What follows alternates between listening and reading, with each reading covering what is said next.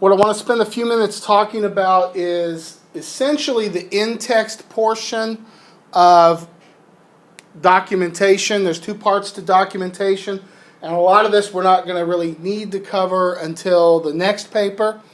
But the in-text portion is important because you're going to be quoting from Ms. Tannen's article in your paper, and you want to make sure that you do that correctly. Some of you may have done a little bit of extra research because that was an option for this paper, and you want to be ready for it. Just to give you a little bit of an idea of how documentation works, there's two parts to it. One part is the works cited, which is oftentimes called your bibliography. It's the part that goes at the end that lists all your sources. We're going to talk about that at another time. The other part is what's called the in-text citations. It's also called parenthetical documentation because it's put in parentheses in your book, in your paper rather, but there are examples in your book that I mentioned in your workshop. So you might look at that. Even though I didn't assign those pages to be read, it might be worth your while just to look at the examples so that you kind of see what it looks like and how to use it. But I'm going to show you kind of how this works just in a very brief way so that we can get through using the article itself in your paper before we get to doing anything else. One thing you want to remember is to always introduce a quote with a comma. I want you to notice the example here. I've actually got two examples here on the screen, and part of it's in red to emphasize. Neil Postman writes, comma, open the quote, the form in which ideas are expressed affects what those ideas will be, close quote. Now, notice that there is a comma after the word writes and before the quote mark. Okay, so whenever you refer to whatever Ms. Tannen says, you'll say Deborah Tannen states, writes, tells us, and you're going to use a comma.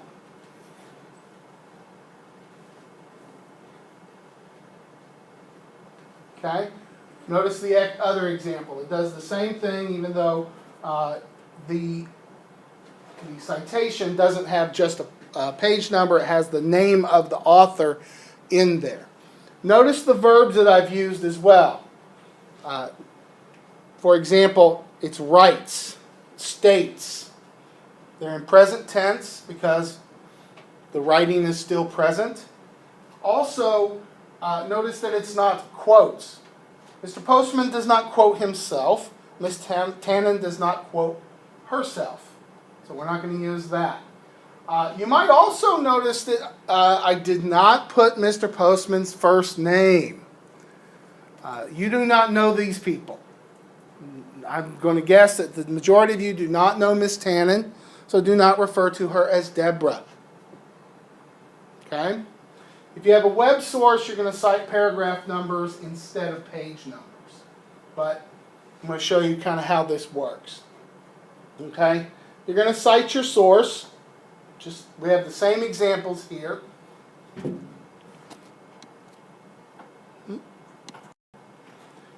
Neil Postman writes the form in which the ideas are expressed. We've already gone through that.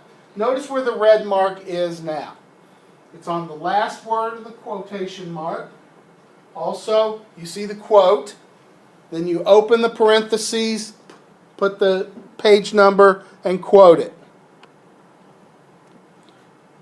Okay? Notice that the quote mark does not come after the citation. I'm always baffled by the fact that sometimes students quote the citation. Well, Mr. Postman did not write, ideas will be 31. That just happens to be the page number on which that quote appears. Notice the other example. One critic of popular media states. In this example, we have Mr. Postman's last name. And that's what you'll do a lot of times in your research. Since the majority of you in your paper that you're going to finish tomorrow will just be referring to Ms. Tannen's essay, you probably only need to mention her name in one of the first or second sentence. that you're quoting from, and then you just need the page number most of the time through. But when you're working with multiple sources, which you will do on the other essays, you're going to probably need to put the last name and the page number.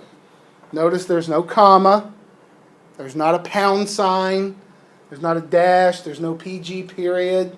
Simply the last name and the page number. Notice also that the punctuation mark comes after the citation. The quote ends with the last word. I want you to notice one other thing, or actually one thing that's not there. It's an ellipsis. An ellipsis is that dot, dot, dot. Yeah. Well, unfortunately, common usage, and by common usage I mean text language, people use an ellipsis to mean a comma. They're not. An ellipsis is for something else. An ellipsis is to demonstrate something that has been left out. And even though we have not capitalized the word "the" in the beginning of our quote, this is all we're quoting. We're not leaving something out. So we quote things exactly as they appear in the original text. Now there's ways to deal with things that are perhaps spelled incorrectly, or where you have to add a word to make the context of the quote clear, but we're not going to get into that today. We're just getting into quoting and citing this part correctly. Any questions?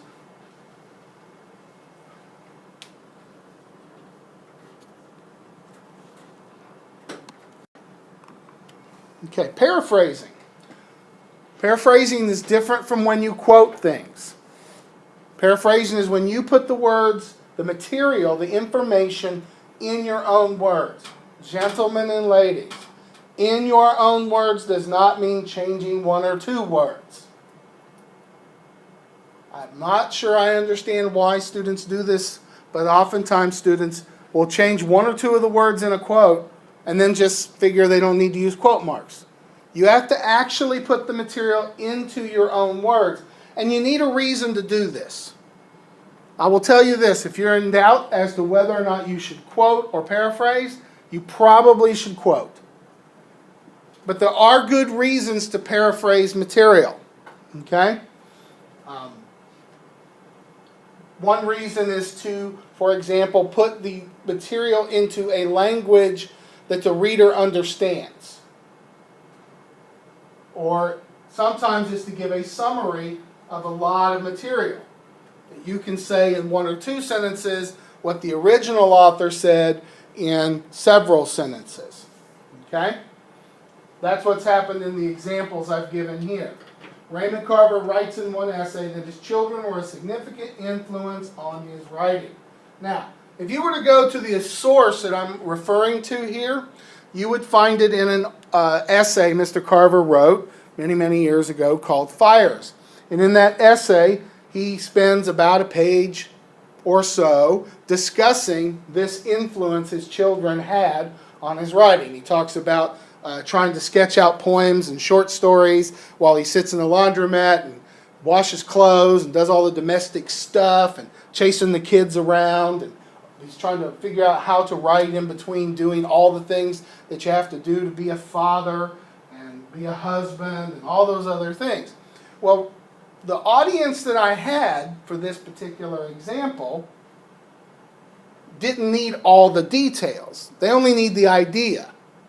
And that's what you're oftentimes doing with paraphrasing. You're giving the reader the idea in words that they can understand. It's not that you're dummying down the language, but that you're trying to make sure that the writer can get that. Okay? So that's what's happened in your first example. Okay? That you're shortening it, putting it in language that they can understand.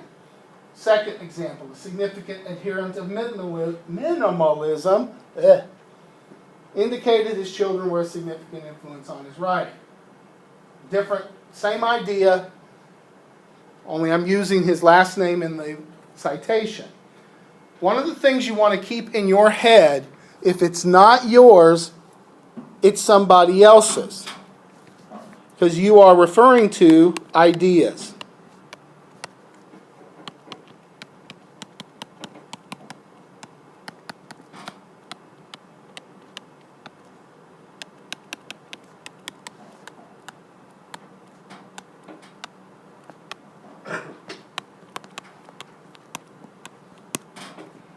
And just because the idea is something that you now have in your own words, it doesn't mean it belongs to you.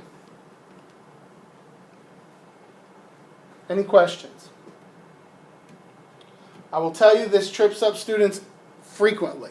They either they don't really paraphrase, or they figure that the idea is now in their words, so they don't have to put a citation. You must put the citation.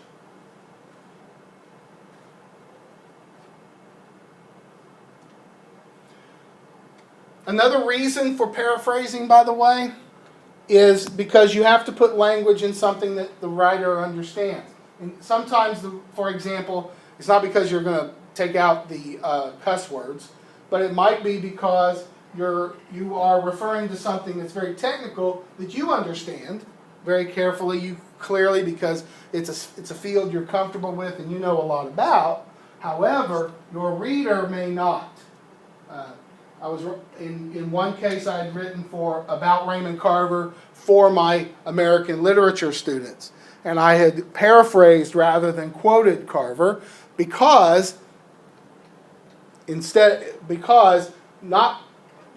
students were not smart enough to look up all the hard words Mr. Carver used, but when Carver wrote his essay that I referred to then, the reader was an audience of scholars that read all about and do a lot of analyzing of literature. But my audience is not that audience. My audience are students in American Lit class. They're smart enough to look up the words, but that bogs down the reading process. Okay. One of the things you may want to do in the next couple of days as you think about, or actually today and tomorrow, as you revise your paper about your revision. These are questions you'll want to ask yourself tonight and tomorrow morning. Have you taken anything out of context? In other words, have you taken the words the reader has used and changed its meaning? Have you ever had an argument with somebody and that person used the words you used, but when they said them, it meant something different? That's what taking things out of context is. Okay, and you don't want to do that.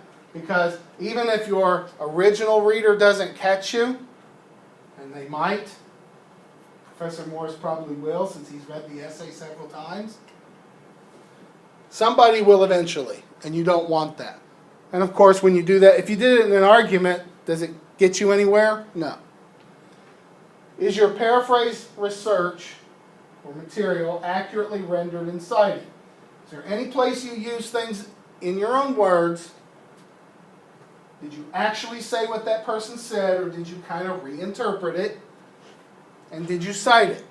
Did you make sure the reader knows where you got that information? Because I do this a lot. A lot of papers, I will mark a section, and I know the student is not an expert in that subject. And I will write, where did you get that information? And many times the answer is, well, they got it from their research, but they didn't cite it. Exactly how does this material develop the paragraph and the thesis? One of the most difficult things to do when you are writing and using anything else that you read is to make the connection clear between the point you make and the quote you use, the material you use from another source. It's clear in your head, but making the connection clear is sometimes difficult. Sometimes what students do is just chunk a quote in there because they looked over the assignment and said, oh, I'm supposed to have a certain number of quotes. You need transitions between the points you make and the research you use to develop it. Again, just because you understand it does not mean that your reader can. Ask yourself where you can pare down material. That is, where do you need to cut things out, if you used a block quote, which we haven't talked about, or if you've used too much of a quote, maybe you quoted 3 sentences and you only needed to quote 2. Have you used material that takes you off the topic, or that seems to take your reader in a different direction? Have you been padding your essay? You know what padding is, right? I know y'all are pretending you don't know. That's where you go, oh my gosh, my teacher says I have to have X number of words, and I don't have X number of words. I better go find me some quotes. Throw them in the paper. That'll make it longer.